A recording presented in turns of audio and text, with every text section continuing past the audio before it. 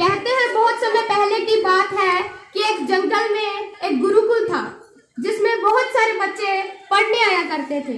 एक बार की बात है, गुरुजी सभी विद्यार्थियों को पढ़ा रहे थे और एक विद्यार्थी जिसे कुछ भी समझ में नहीं आ रहा था और वो गुरुजी से बार बार पूछ रहा था कि मुझे ये समझ में नहीं आया, मुझे दोबारा बताइए।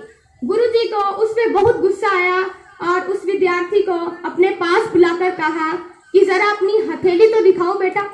उस विद्यार्थी ने अपनी हथेली गुरुजी के आगे कर दी। हथेली देखकर गुरुजी ने उससे कहा कि बेटा तुम घर चले जाओ, आश्रम में रहकर अपना समय बर्बाद मत करो, तुम्हारे भाग्य में विद्या नहीं है। शिष्य ने पूछा, क्यों गुरुजी? गुरुजी ने कहा कि तुम्हारे हाथ में विद्या की रेखा नहीं है। गुरुजी ने एक और दूसरे होशियार विद्यार्थी की हथेली दिखाते हुए कहा कि ये देखो, ये है विद्या की रेखा, यह तुम्हारे हाथ में नहीं है, इसलिए तुम समय नष्ट मत करो और घर चले जाओ। यहाँ तुम्हारा कोई काम नहीं है और तुम घर चले जाओ और अपना कोई काम ढूंढो। यह सुनने के बाद उस विद्यार्थी ने अपनी जेब से एक चाकू निकाला जिसका प्रयोग वह रोज सुबह अपनी दातुन काटने के लिए किया करता था। उस चाकू से उसने अपने हाथ पर एक गहरी लकीर बना दी। हाथ लहूलुहान हो गया, बहुत खून बह रहा था उस हाथ से। उसने गुरुजी से कहा कि गुरुजी, मैंने अपने हाथ में विद्या की रेखा बना दी है और अब मैं विद्या प्राप्त कर सकता हूँ।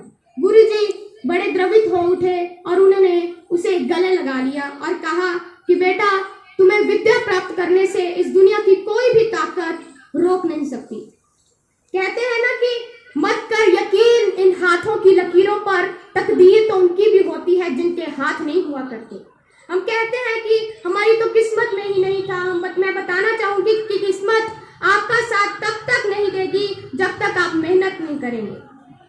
किस्मत साथ न दे तो समझ लेना मेहनत की कमी है। और अंत में यही कहना चाहूंगी कि हथेली पर रखकर नसीब तू क्यों अपना मुकद्दर ढूंढता है।